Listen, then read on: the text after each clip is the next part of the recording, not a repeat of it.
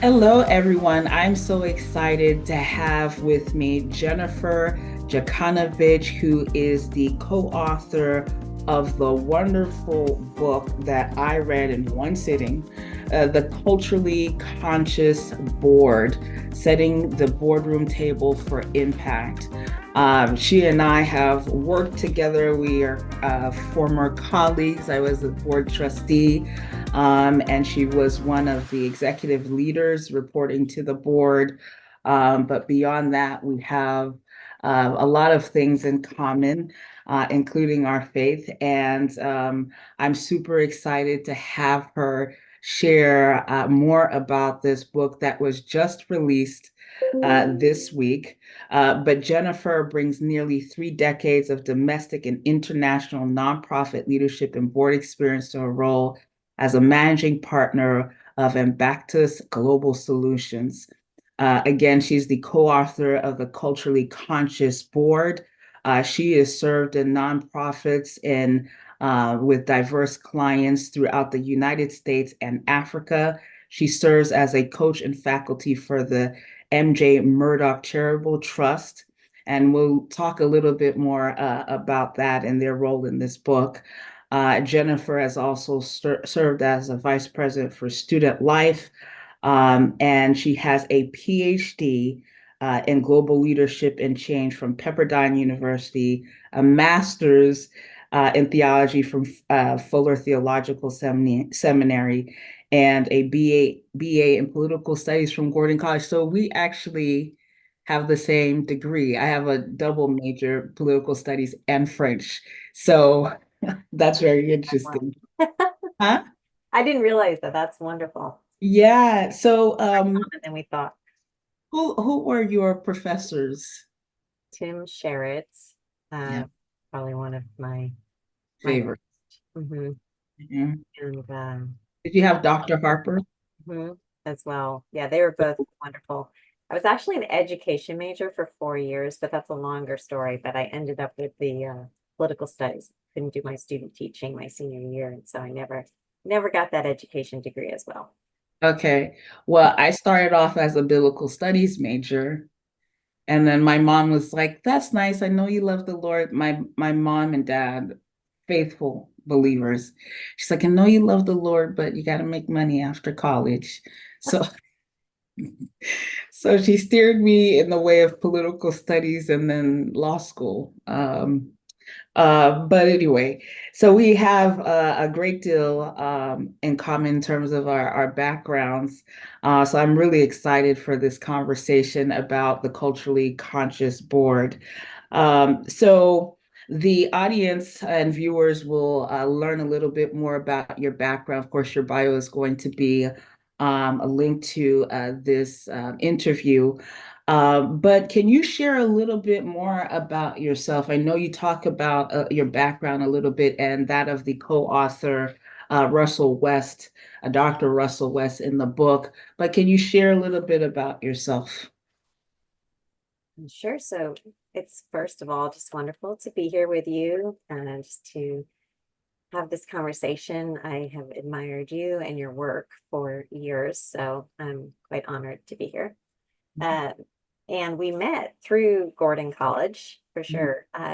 And I would say it was actually right after graduation from Gordon where my life changed. And I think a lot of the themes from that pivotal moment after graduation have really shaped my life and the book. And so I was planning to student teach and in Gloucester, Massachusetts, sixth grade, and received a phone call from a professor of mine from the American Studies program in DC. And he said, I have this opportunity for you to work with a woman who does religious affairs for the president, President Clinton at the time, but she and her husband also run these amazing events called the Renaissance Weekends, where they bring national leaders together for a personal retreat. And they are people of faith. And I thought you'd be perfect for this because they also need someone to run their children's program and you have the education background.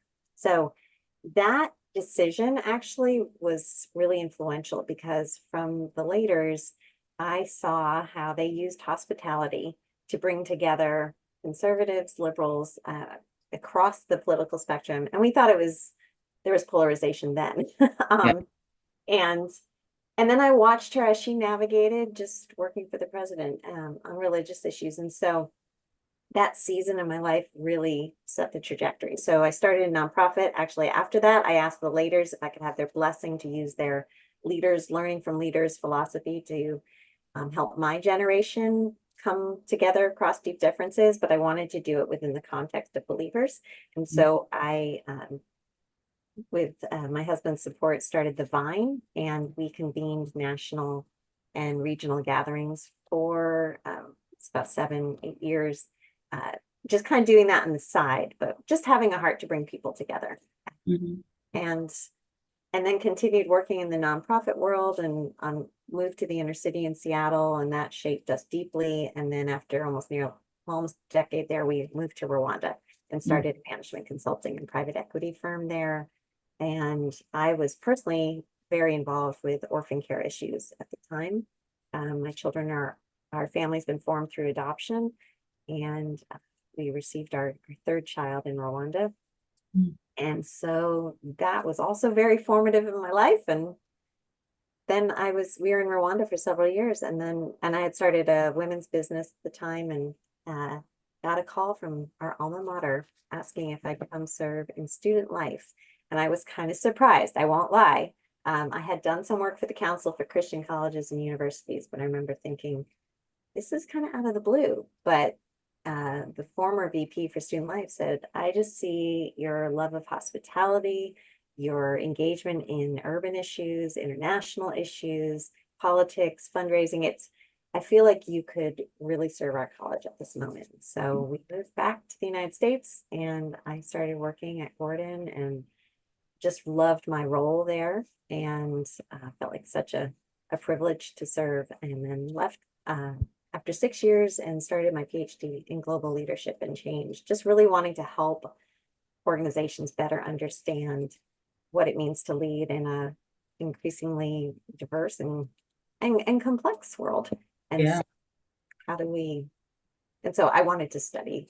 And so took some time to do that. And the result of that was actually getting to study leadership from the perspective of those without power. So many of the people that my neighbors in Rwanda, and how they understood leadership, and how they understand humility. I come to see that as a real important aspect of leadership, and how that builds trust, especially in a place where there's so much broken trust. Mhm. And how did you and Dr. Russell West decide to write this book, and why now? Yeah, thank you. When I resigned from Gordon, it was 5 years ago, and I was starting my PhD, and again, looking at leadership from the perspective of those without power. And I still needed to fund my education. And actually, a friend reached out to me, Kimberly Thornberry, and she was working at the Murdock Trust at the time. The CEO at the time, Steve Moore, had actually mentored me my first year um, as vice president. He had been a VP for Student Life. I knew him from other work. And so Kimberly called and said, we are we have this board leadership program. Because the Murdock Trust, it's located in the Pacific Northwest, predominantly serves those in the Northwest. They give away almost $100 million a year Mm. for the common good. But they have found that their greatest investment is to actually build the capacity of boards. And so she invited me to help coach boards of nonprofits. I had been on boards, I had served under boards, I had run a nonprofit myself. And so it was a great opportunity. And that's how I met Dr. Russell. And as we were coaching together, I was also going through a Pepperdine program. And for one of my courses, I had to develop a curriculum. And I had just seen, it was, gosh, near around like George Floyd's and all that. And there was so much on how do we respond as organizations Mm. to crises that are happening. I had seen how crises affected boards that I had served on or served under. And I was seeing this push, okay, well, we need to diversify, but are we just tokenizing, or are we actually like, Mhm. how do we understand the diversity of boards? What do boards need in order to serve their mission? And we just started unpacking that through this course I was creating. And then Murdock said, we'd like this to be part of our curriculum. And I said, that's wonderful. I'd love to partner with someone in teaching it. And so Russell and I partnered together, and I have learned so much from him. He's a former dean at Asbury Theological Seminary and has been a professor and has worked in international development. And so there was so much I had just to learn and grow from his experience. And so we started putting this together. And then Kimberly was like, gosh, I feel like people are really resonating with this. And I could get more into it because we were using hospitality. We wanted to reframe the conversation and really talk about hospitality as a way to help organizations build their boards. And so she's like, I wonder if there's a book in this. And then that just one thing led to another. And we met the publishers at Barrett Kohler, who published books on leadership and organizational leadership and diversity. And that was last summer. And been a whirlwind year. So. And I remember watching that process on on LinkedIn, really, and the different stages of writing the book. And you were sharing that. And after you wrote the book, before it was published, you were sharing your journey. So thanks for doing that. And if you're watching this at any point, connect with Jennifer on LinkedIn and follow that story. I think it's very helpful to see what's happening in the background. Now she was writing this book with her co-author. So the journey to writing this book, or the impetus for the book, really started with these conversations at the Murdock Charitable Trust, and also a combination of the work you and Dr. West were already doing. But I think the name of the book is very interesting. If you're not asking questions about what is a culturally conscious board, then the question is, are you really paying attention? So what is a culturally conscious board, and why did you all decide to name it that way?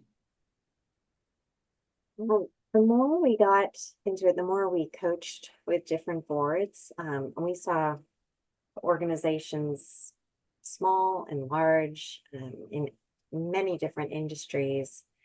And what we realized is many boards are operating at half capacity.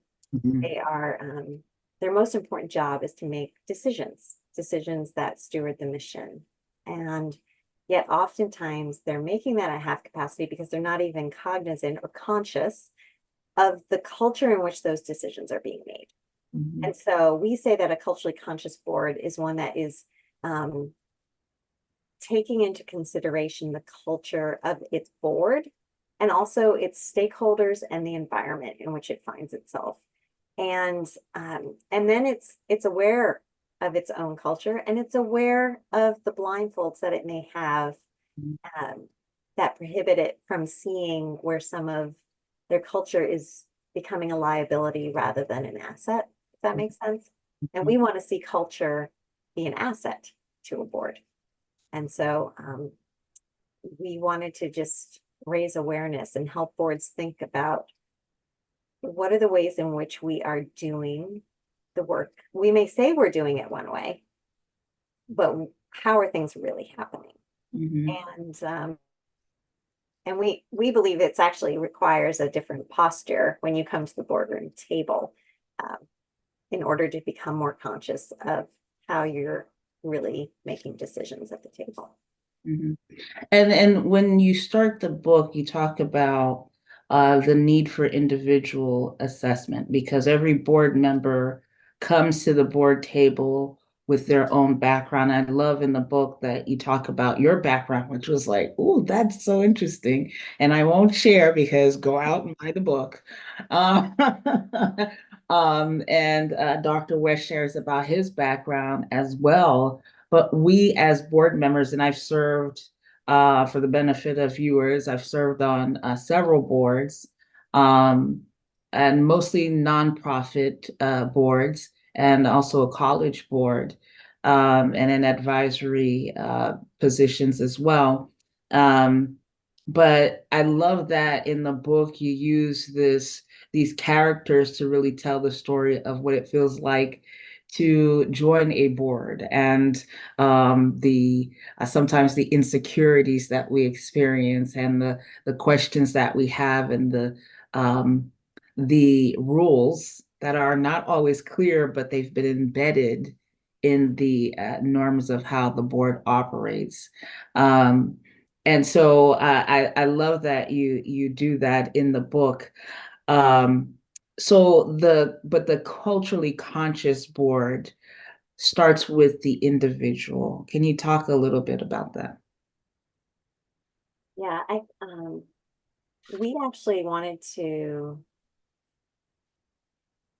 when we started thinking about this, um, and thinking about how decisions get made at the boardroom table, and when you're in crisis, how do you make decisions? And um, we realized, like, you actually probably have everything you need to know about how to function at a boardroom table, just based on how you even come to, maybe your grandma's Sunday dinner. Um, you come to that table with all of who you are. And now at a family dinner, you may have taken time to get to know other people at the table. But boardroom tables, we often don't. And yet every person who's coming to that boardroom table um, has their own culture, has their own story, and that's going to provide the lenses by which they are going to make the decisions that they're going to make.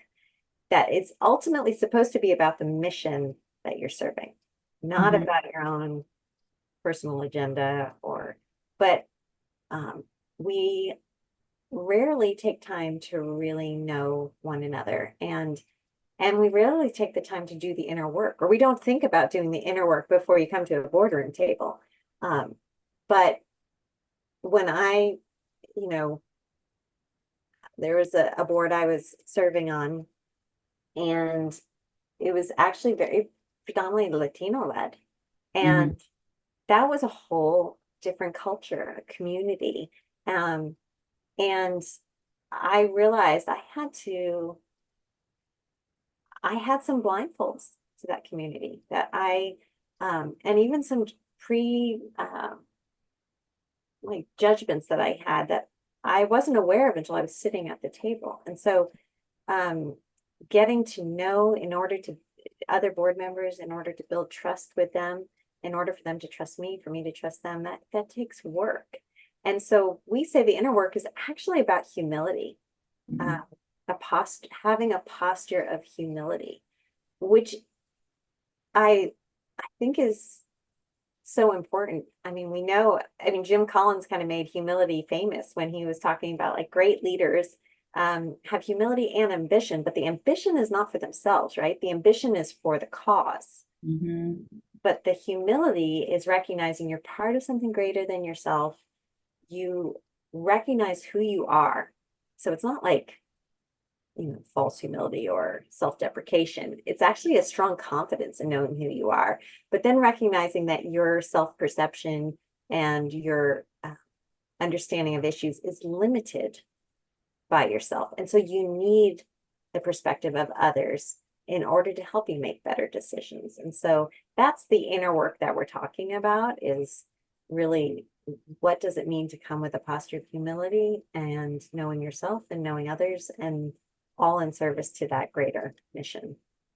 I love that. And as you're talking, I'm thinking about just how we define leadership, and your points about, leaders. Essentially, when you come to the table, you're there for reasons. You don't get invited to a board just because you look good or you played a part. You got to be competent in something. You have to add value. So almost every board, it's because you've joined, or you've been asked to join because of some level of expertise. But the work that you do while you're on that board is so important. So I appreciate you sharing just a little bit about some of the blind spots that you had, and just how you've worked through that. And I think that's so important. But leadership is, I define leadership in terms of problem solving for the benefit of other people, right? And just recognizing that we are part of the solution, not the only solution. And so bringing people from different backgrounds and perspectives to the table to help us make better informed decisions is really part of the inclusion or inclusive practices. Um, but then in the book, you talk about sharing stories. You're sharing your story. How does a board create the space? And I've been in the place where we've kind of embedded sharing our stories with each other. But how does a board create the space to really allow board directors or board trustees to share their stories? And then what's the benefit of that? I've seen it done well, and then I've seen it when it can fall flat. So Mm, I remember being present at board meetings where someone would share, and then it was like, okay, thank you. That was our 30 seconds on getting to know you. And now we move on. And yet you're sitting there going, oh my goodness, there's so much more to unpack, right? So I think creating the space you can't have, if you have a board of, 5, it might be easier to do it in more depth. If you have a board of 30, that's harder, but you can make it part of your agendas. And especially for a new board member, to actually allow them the chance to share, how did your story lead to you serving on this board? Because what is it about this organization, this mission, that your story resonates with? And so, we don't need all the baggage or whatever, but we want to connect the dots, and we want to see what makes what drives your passion for this cause. And so allowing that to be part of your agenda, even if it's just 2 stories at a time, but also allowing there to be opportunities for feedback and questions. Because I think when I've seen it just fall flat, it's like no one can engage with the person.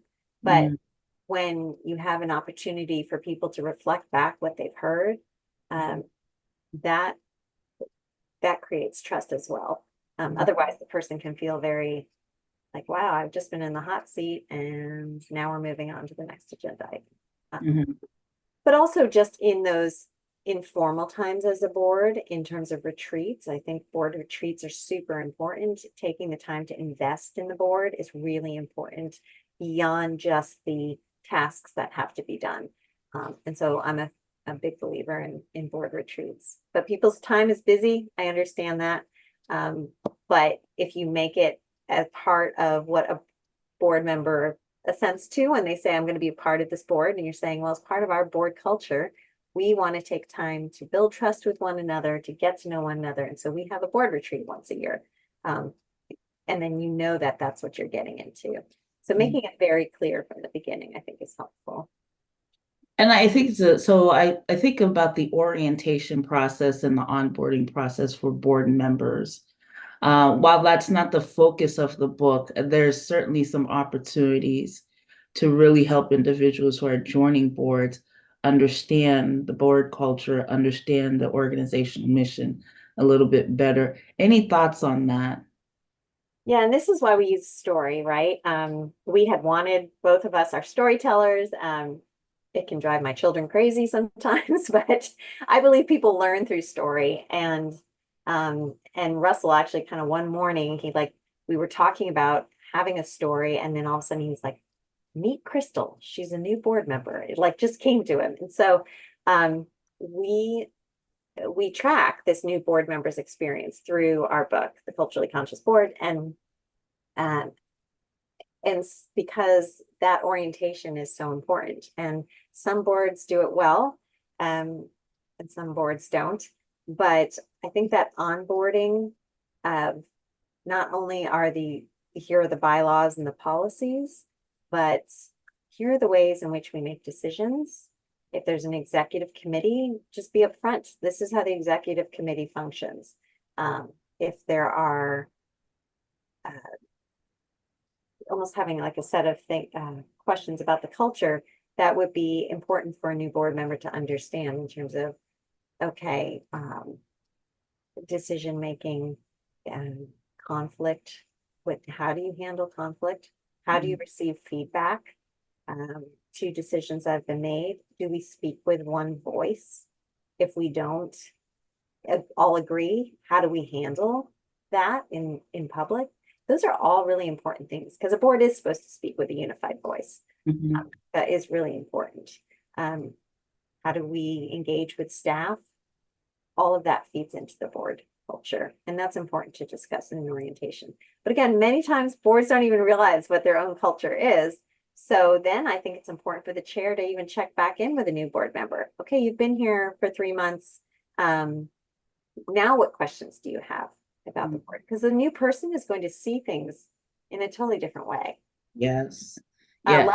Last week or 2 weeks now, I was in Seattle with an organization, and it ended up actually being all women who attended this kind of small retreat.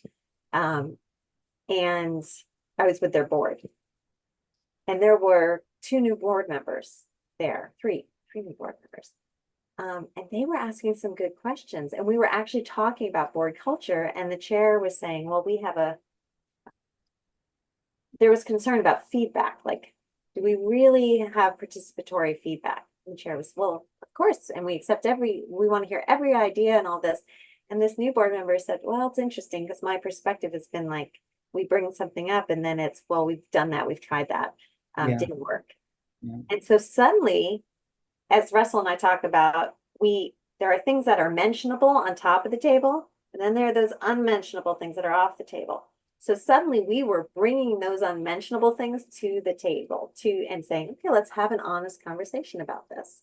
And that's important. And personally, I saw myself in the book because I'm like, I've had several board experiences presenting and reporting to boards as a government official, but also serving on boards. And you can tell there's these just unspoken rules about what to do and what not to do. And you're like, I didn't know. And I think when I first joined a few boards, I would observe. So I just felt like a fish out of water. So I would observe. And then when I got the hang of it, I'm like, okay, next board I join.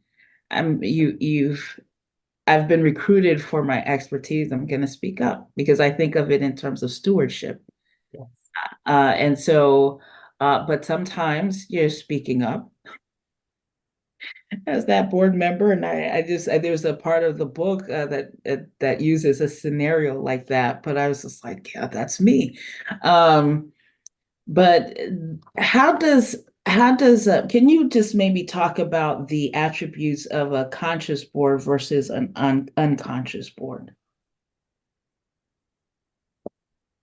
The conscious board takes time to hear from its stakeholders. Mhm. And there are stakeholders that the board is a stakeholder in the organization. The beneficiaries of the mission are stakeholders, and how are you hearing from those voices? Mm. So and how decisions are affecting them. And you can do that through education moments in a board agenda. You can do that through focus group conversations, but a conscious board listens to its stakeholders. It's also always looking at the environment that's surrounding it, so that it's conscious of the culture around it, which at times can be at odds with maybe the mission that it's serving. But you have to be aware of that. And it's also taking the time to examine its own blindfolds, especially around particular topics, or as maybe its constituency is diversifying, or is the demographic is changing. What blindfolds might we have? And you can do that through through actual assessments and tools, but also through educational moments to to recognize where those blindfolds might be. We talk about like pin the tail on the donkey, you know, if you're blindfolded and you Yeah. can't, you might end up sticking that nail in the wrong place that's going to hurt somebody. So how do you listen to the voices to help you take off that blindfold to be like, oh, this is the target. This is what I'm actually trying to do. Or as you said, like, this is the mission that you're stewarding. And through feedback loops, even at the, a conscious board really does take into account the feedback of its board members. So you can even do at the end of a board meeting, whether it's informal, or formal, a quiet poll, like, did everyone feel like their voice was heard? Now, when you make a decision, you got to stick to that decision, right? But if you have a board member who said, I tried to speak up 3 times and was silenced, and never got my perspective shared. Wow, as a chair, I'm going to go have a conversation with that person to say, can you tell me more about that? And that's what's happening. Or someone, like you were just alluding to, like someone could have expertise in an area. And we've seen this happen, right? Where someone's really just a token. I mean, I had a friend after George Floyd, she's like, oh gosh, suddenly I'm being invited to like 10 different boards. Yeah. And she's like, but my expertise is actually not for those missions. So what are they really wanting me on the board for? And so we have to ask those hard questions as you build the matrix of what is needed around your table in order to accomplish your mission. And I think, oh, I'm sorry. No, I was just saying, I don't know if that answers your question, but It does. And I'm thinking of a few things. That George Floyd example is really a good one. But in terms of the tokenism piece, I've had really good, I've been fortunate to have really good board experiences. But I've had a few that I'm like, wow, okay, so why was I here? And just having the expertise to help solve the problems and to be very, I'm a vocal board member wherever I am, because I'm here for a moment and I want to be a good steward of this time, but I take that fiduciary duty very seriously. But then not being part of a constructive instrumental role that would help to really address the issues that I clearly have the expertise in, was really problematic for me. And I think that was the case in one of the roles that I had. But for the most part, I've had fairly good board experiences. In the book, you talk about D&I fatigue. Can you talk about DE&I fatigue in terms of a culturally conscious board and why that matters? fatigue implies almost like I'm tired of this conversation, right? Or I just want, I kind of almost don't want to do the work. Or it also can stir up, and I think in this moment in our culture, it's stirring up so much fear, and contempt, rather than what the actual intent of DE&I practices have been, or conversations, which is really belonging ultimately. And there's a woman I just met, Jane Hyun. She wrote a book called Leadership Toolkit for Asians, but she talks about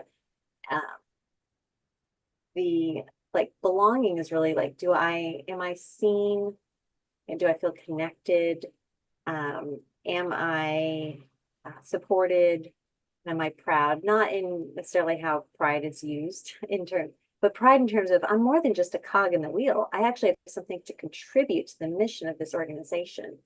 And I think I've seen some organizations actually who are in predominantly all white areas, and the constituencies they serve are very poor whites, and they've not met a certain criteria from philanthropic organizations because they're not diverse enough.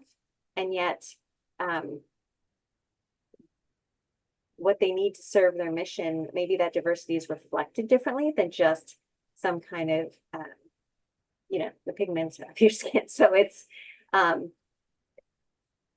that's like things almost taken to an extreme. Like an organization needs to ask, who do I need at my table in order to steward the mission? And am I, and being honest with why are maybe some people they've not been at the table.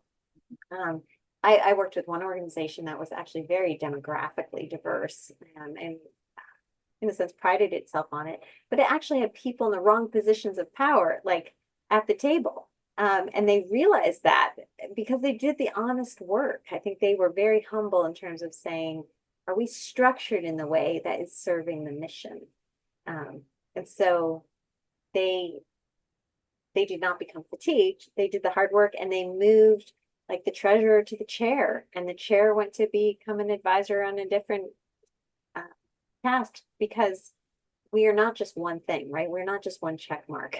We all, our cultures are very multifaceted, and what shapes us is very multifaceted. And so I would love to see organizations move away from fear, and move away even from crises. Like some boards are having to respond to a crisis. They're being taken to task for something they may have said that offended someone, right? And rather than using that crisis to be reactive, I'd love to see them become more reflective. What does this crisis actually say about who we are? There's a quote I used to have hanging on my office door at the college. It was an Iris Murdock quote of, at crucial moments of choice, the choosing's already been done. Yeah. There are so many, I would have to keep that in mind, like all the little choices I make, all the ways in which I engage with people, are going to come to fruition when I'm in a crisis, and I have to make a split-second decision. And so I want to make sure that I've done the hard work and the learning that will take place with all those small micro decisions that I make. And if we offend someone, that's where humility comes in. Like, say you're sorry. Tell me more about how I've offended you. Like, help me understand. Like, I think we need to get back to that place in our culture where we can truly acknowledge our wrongs, and then also offer grace to one another. I don't know if you know this, but there's like this trust barometer. Yes. Yeah. Like 1 out of 3 people won't help someone in need who disagrees with them. And I think don't want to live with them. Don't want to live next to someone. Mm-hmm. And you can bet those differences are going to come to your boardroom table if those are the statistics. So how do you as a board actually model building trust, recognizing that your board members are going to disagree with one another on some political issues? And again, that's coming back to the mission. That's where I think stewarding the mission becomes so important. How do we bring the best of who we are with our diverse perspectives? There's actually a great body of work, friend of mine, Chris Seipel and Dennis Hoover, they've written about this covenantal pluralism, about how covenant is actually indicative of relationship. And we live in this pluralistic society, but we need to be in relationship with one another, which means I can disagree with you, Jessie, on an issue, but I'm going to respect you enough to hear you out. And then you'll respect me in order to, because we're in a relationship with each other, to hear one another out. And at the end of the day, our understandings of the truth might be a little different, but we've covenanted to engage with one another. And I think boards need to be places of engagement where that can take place in order to steward their mission.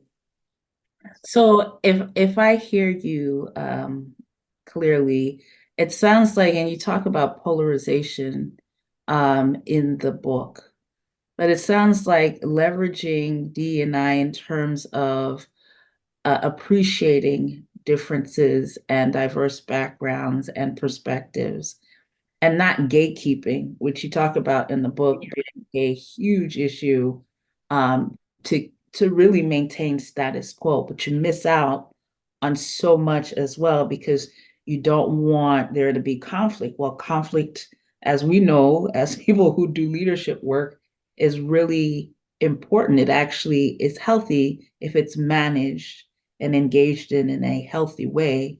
And there are some rules of engagement around it. Um, but essentially, a culturally conscious board that leverages D&I um, and operates with humility, operates with a level of trust between board members and the stakeholders will be able to better meet its own mission and serve the people that it is supposed to serve. Is that a good maybe reflection of what you just said there? I think it is, and I think we can give in to the excuses often in terms of, well, there's not a pipeline or whatever. Like, I don't know where. I mean, that it's when you've been in Boston, like there are leaders doing amazing work in the Everywhere. city. My husband has served on boards where he's the only white guy in the room. And I remember one time he came back from a meeting, he's like, how is it that people say that like there's no pipeline? Like these are there are incredible leaders here. But you have to expand your networks. You have to be willing to, in a sense, we talk about this pivoting from host to guest, like, or sometimes pivoting from guest to host. Like you have to be willing to sometimes leverage your own power, your own standing in order to allow someone else to take that seat that Mhm. maybe you've held on to for years, or this is just the way we do things. Um, or this is just this is what our community has always been, or this is what it means to feel at home in our community. Well, other people may not feel at home. So how do we leverage the power that we have to help um, bring bring more voices to the table? Again, that can steward the mission, and are they in alignment with the mission? Um, but uh,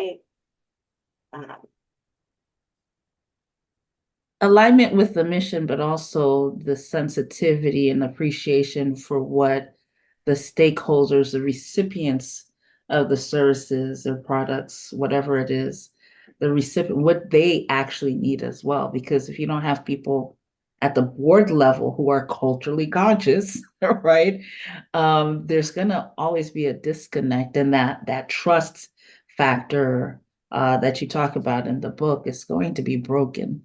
Uh, and I won't say which organization, but a friend has done a lot in the medical world, and especially around COVID, and was part of strategic conversations that are taking place in terms of how do we respond to another pandemic, right, in this way.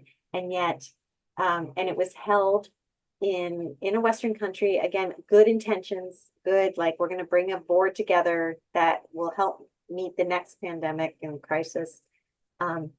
And commending our friend for all the work she did in the developing world.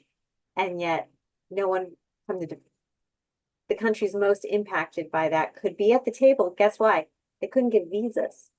Like, and she just said, I wonder if for the next meeting, we could choose a location that would make it access to this decision-making table easier.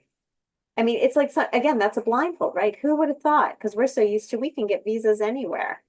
We can get visas from whatever culture, the country. And that was a shift they had to make. It was not malintent. It was just a blindfold.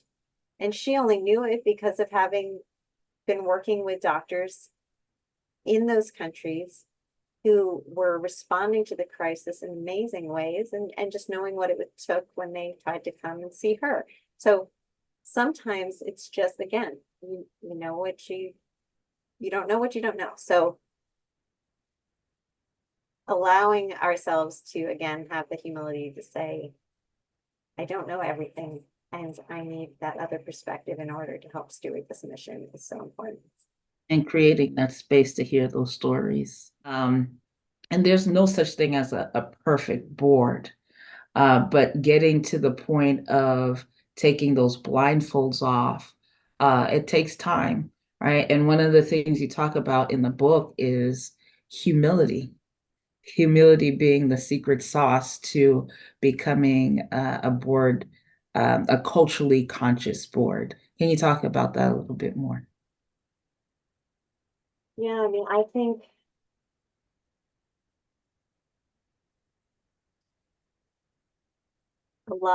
I've been talking to a lot of friends about this recently, and even a woman the other day, she said, sometimes I just feel like all the board wants is my money. Like that's the only reason I'm on the board. Which was, and I recognize that's part of it. That's part of that's me saying I want to invest in this. But she's like, I have other professional experience, I have other personal experience, and it just doesn't feel like it's really appreciated. And so, or sometimes people are chosen to be in board roles, maybe more because of the amount in their pocketbook than necessarily um, the skills needed in that role. And I have found myself asking, gosh, what if humility was almost like a check mark on a, for the trusteeship committee, like as they're interviewing people for the board? Can you tell us about a time where you you felt like you were part of a mission that was greater than yourself? Mm. Describe that to us. Um, can you tell us about a time where you maybe failed in a situation? Who helped you move come who helped you think about that in a new way? Or what voices do you listen to in order to help you make a decision for your company? You can tease out humility through questions when you're interviewing people for the role, because I would much rather have a board full of people who have that posture of humility than someone whose wealth is the only thing that seems to matter. And I talked about this. A friend he was working on a $250 million deal. So this is a for-profit corporation, not a nonprofit. And I was talking to him about the book, and he's like, "Oh my gosh, Jen, I think our company needs to read this book." It's Absolutely. like we have an investor, and because they're the biggest check, it's like it's my way or the highway. Like, and he goes, and it's actually steering the company away from the mission it was created. And this was an environmental company. And I was like, this person has a strong personality, but I'm like, it sounds like what's needed is some humility.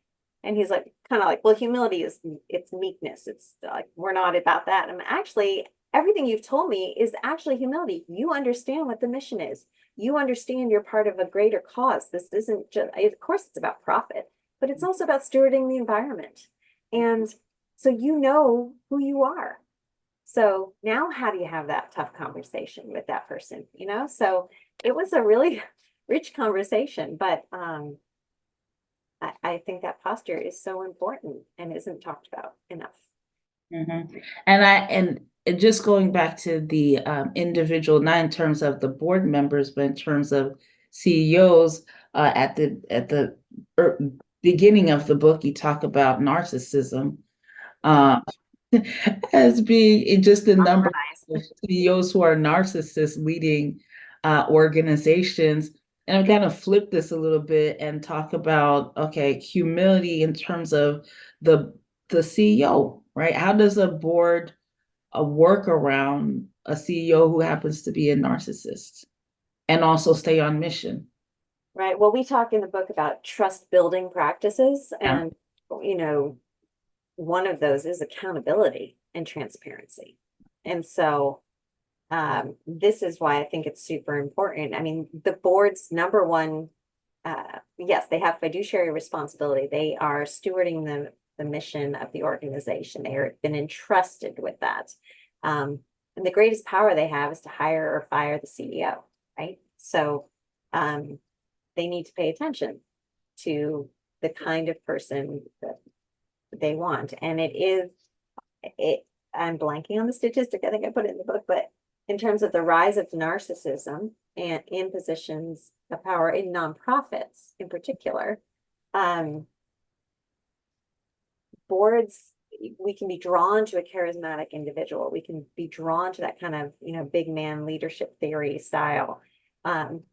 But are there questions that need to be asked of a CEO similar to board members in order to help choose the right person? And then if the person does have a narcissistic personality, there's not a lot that can be done except on the accountability front, actually. Sadly, that's a hard one to change, psychologists say. But if you have the accountability structures and you make sure that you are getting truthful data, then that will help hold the person accountable, or that 360s are being done on the CEO, then that's going to give you insight into what's really taking place.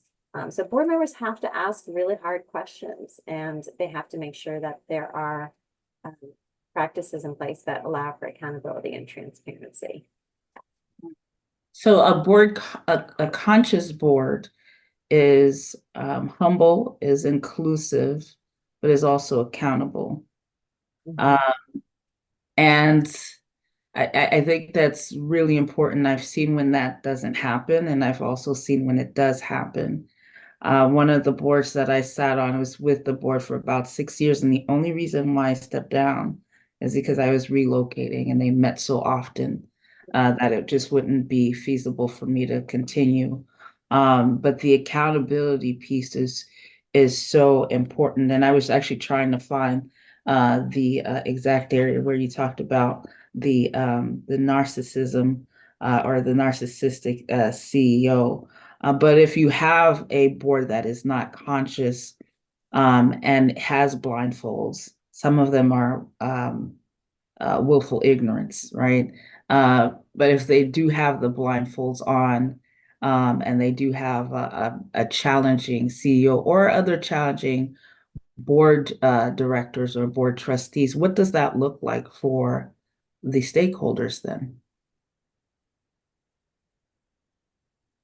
Well, if they're not accountable or not seeing the true data, or not, there's too much power is localized in one person or one committee, then it is the beneficiary who's going to suffer. So for us, that again, that's our why. It's like we want to see boards transformed in order to transform their communities, right? So, okay, so you talk about how boards can really keep the leader accountable, but also keep each other accountable. You reference some of those best practices, but in the book, you also have some tools that those reading can leverage. And one of my favorite tools is the board culture placemat. Again, get the book because you want to get the placemat, but you got it. Yay. Okay, can you hold it up a little bit right there? Perfect. So if you get the book, this is in the book. This is a whole retreat. This is this is a retreat right there. Yeah. Tell us about the board placemat and how it helps boards move from being unconscious to conscious. Yeah, so we wanted, we like to say our book has a story, with Meet Crystal, she's the new board member, has a solution, which is really kind of that posture of humility, in order to build trust. Has a Socratic method in terms of asking questions, because we're both coaches, and so we believe questions are the best way to kind of unearth things. And so at the end of each chapter is a little take-home box, and questions that would be good to go through with a board. But we also have strategy. And so this board culture placement is our attempt to help boards strategize about what areas in their board culture they might need to go deeper in. And so they're just a series of true and false statements that are around the identity of the organization, and then the intentions that you make in order to fulfill that mission, that identity, and then invitation. Who are you inviting to both the board and to your stakeholders? How are you hearing those voices? And the investment that you make towards those intentions that steward your identity, and then the impact that you're having in the community. How do you know if you're really fulfilling the mission that you have? And so these true and false statements are things you can go through. And when a board has more false statements than true, and for me, when I do this with boards, I kind of like say, if it's below 70%, this might be an area we need to pay attention to. And so we can unpack that in a retreat, and that will yield, I think, healthy conversations that can then help the organization move forward. But so we say you mark true or false, you kind of compare the differences, and then you decide, are there things that we need to actually start in order to make sure that we make our values mentionable, for instance? Or Mhm. are there things we need to stop? Like, wow, we really haven't honored the expertise of this board member. Why not? Well, maybe we need to stop spending so much time on this in our agenda. We need to spend more time on this. And then maybe there's just some things that we want to sustain. We just want to keep doing them. They're really good for us. And so this is just it's a tool. It's our gift in a sense to boards. And so you can get it in the book, and you can scan it in the book. It's QR code. It takes you to our website, culturallyconsciousboard.com, and then you can download it from there. And like you mentioned the toolbox, and you For call the it, take-home box. I'm sorry? The take-home box. Take home box, yes. So you have the placemat, you have the take home box at the end of every single chapter. A board, I mean, honestly, it's just a matter of a board creating space to have these conversations. And you talk about humility, and the humility takes effort, and humility is not easy. It probably takes it takes work, right, to become a humble, accountable, inclusive board.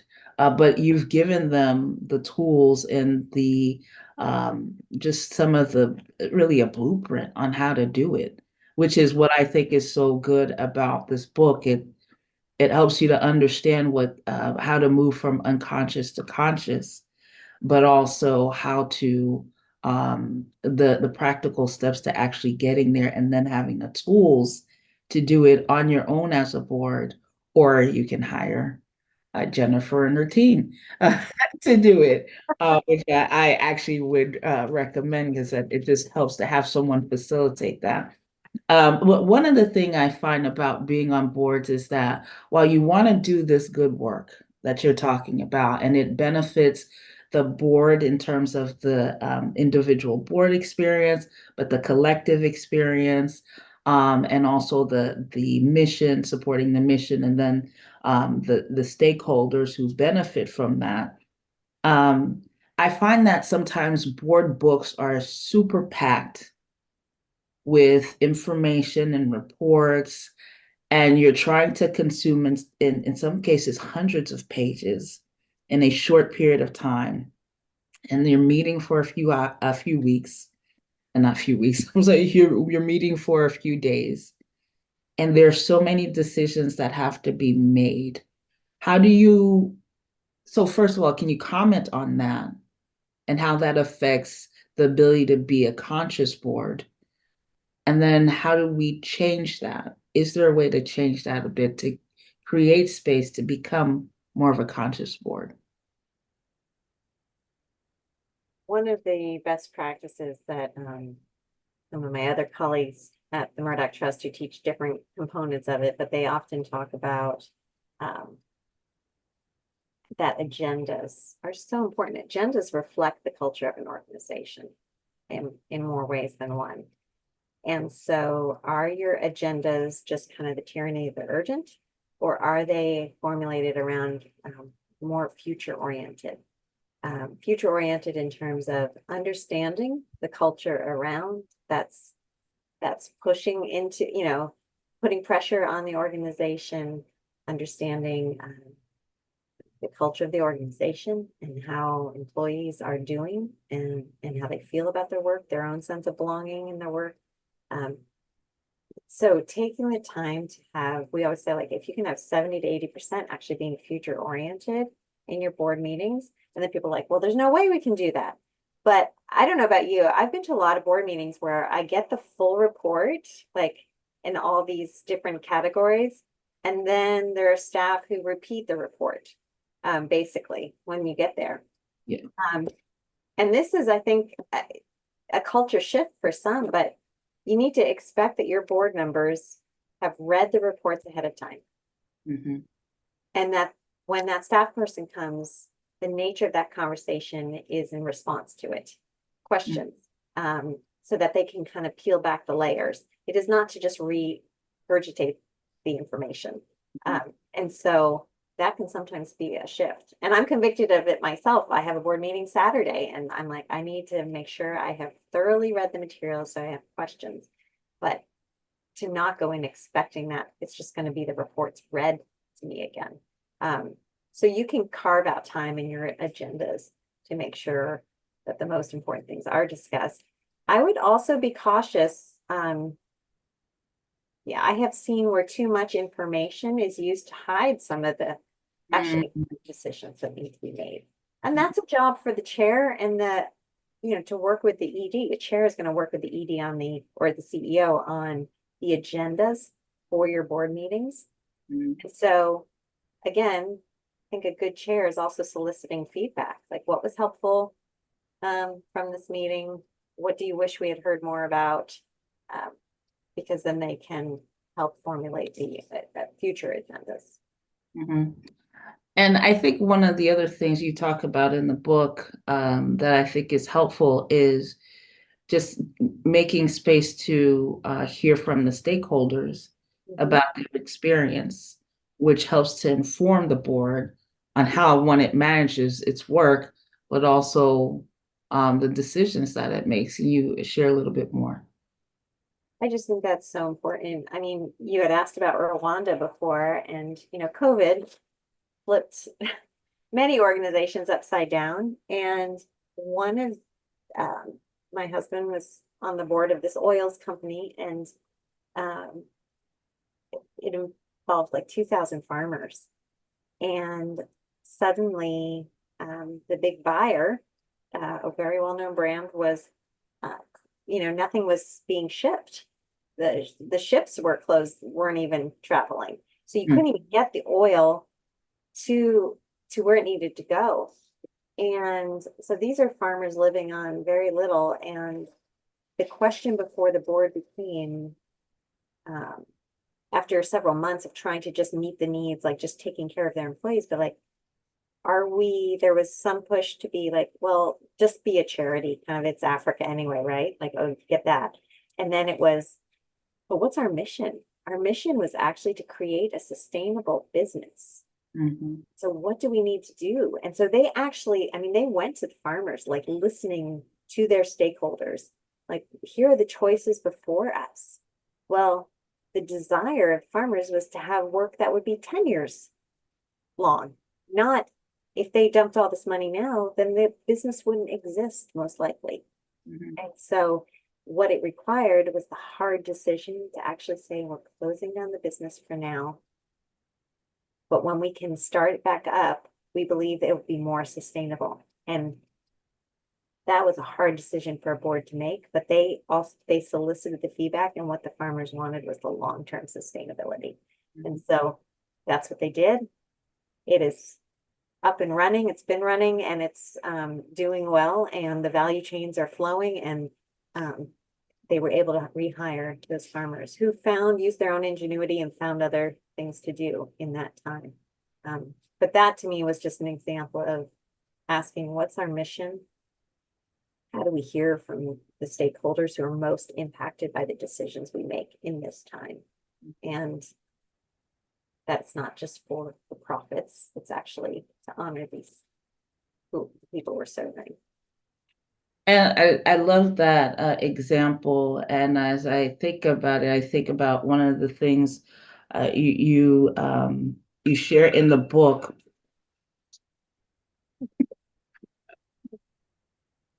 Wow. You share in the book about let me step back and I have to edit that out. But I love that example, and I think about one of the things you share in the book as we begin to wrap up. But you talk about creating that space to hear from stakeholders as you become more of a conscious board, recognizing that there are rules that are unspoken, and there's a specific way that um, you you define them or you term them. I'm actually trying to find that language. Um, but essentially, there's no such thing as an empty board, right? There are always rules and practices that are at play. But having a more inclusive, conscious board that engages stakeholders, but also creates space for board members to speak. When you get to that place, there is less fear of reprisal or um, retaliation, Mm. right? So, and Mm. I want to think about this question. When you're at a board, um, and you're doing the hard work and people are sharing things that they're more comfortable now to share their concerns or to ask questions or to dig a little deeper. You move from being a board where people are afraid to speak up to a board where people speak up and then there's something that's done about that. Um, What does that transition look like? Have you experienced that yourself from a board that actually did some of this work and moved to the place where it was, okay, we're more conscious of how we operate and we're going to create that space for people to share their ideas and concerns and really think about our decisions. Have you seen that transition? Um, yeah, I mean, I've experienced it as the founder of an organization, and um, founder founder-led organizations can be hard, right? Founder has definitely a strong sense of how things should be, and sometimes people don't feel like they can speak up or disagree. And so I think thankfully we had a culture where people could speak freely. I think I quote, it's my husband's classmate, but he teaches leadership at West Point, and his name's Doug Crandall, and he and Matt Kincaid wrote a book called Permission to Speak Freely. Um, and it's just such an important concept. I had my team at Gordon read it actually, because I wanted to make sure I was creating that culture among my team too. And so for me, as a founder of an organization, having a board that was actually willing to speak hard truths to me, um, took some time. I can't say I liked it right away. I'll be honest. Like that, it's hard. And yet knowing that these people were for the mission, um, helped me keep things in perspective. And um, and I've also seen, I actually just helped a board kind of actually realize it was actually more of a private operating foundation, and legally it was, but it was trying to operate as like a regular 501(c)(3), and it really needed to be a smaller group of people making decisions, and that was okay. Like we needed to have those tough conversations as a board to say you're trying to be something that you're not, and um, it would be better for the nature of this organization to actually go back to a smaller board, a smaller group of decision makers, and that's okay. So um, I have often found, just like in our story of Crystal, there's usually a point of conflict, in the hero's journey, and they work through that conflict, but sometimes people stay stuck or they don't. I think in our culture right now, there's so much fear. There's so much fear of saying the wrong thing. There's so much fear of my words being taken to social media. And so if you are going to have a culture that has permission to speak freely, you need to make sure that there is strong trust in that room, and that there are practices that will make sure that what stays in that room stays in that room. Mhm. So that people feel that they really um, can be honest. I was just thinking that we were part of a very multi-ethnic church in Seattle, and it kind of, almost in a sense, prided itself on how diverse it is.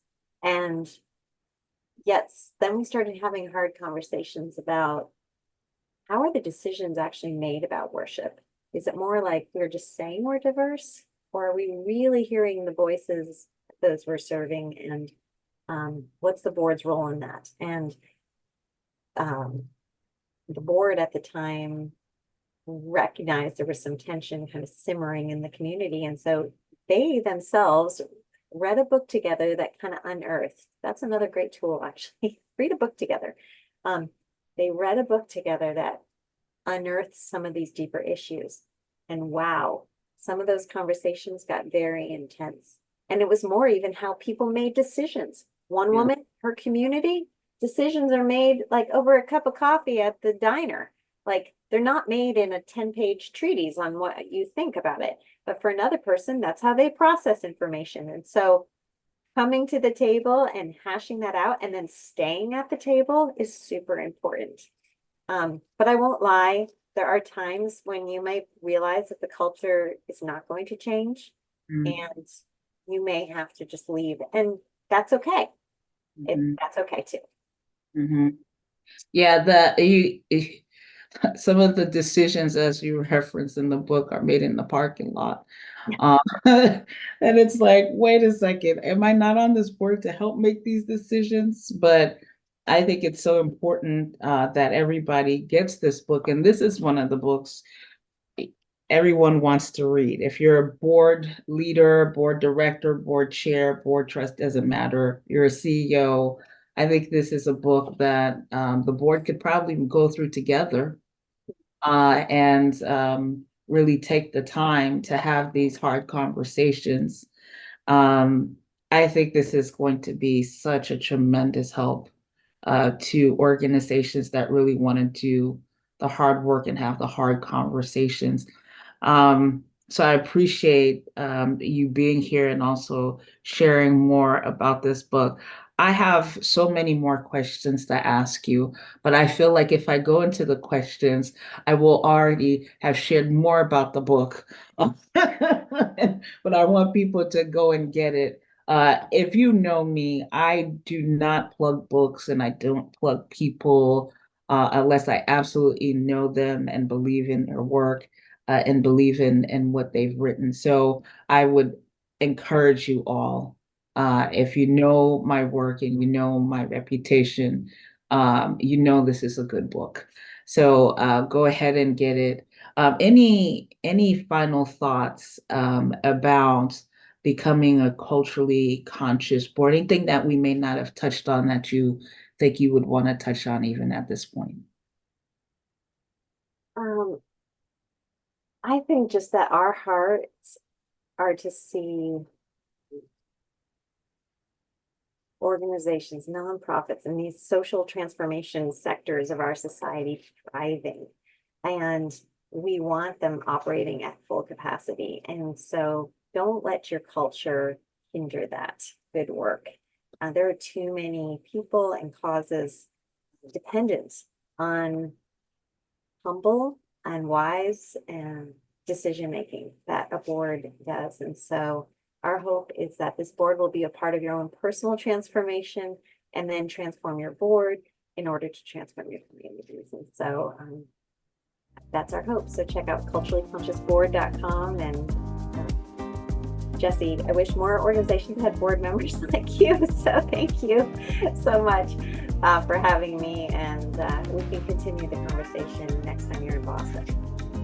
Thank you so much.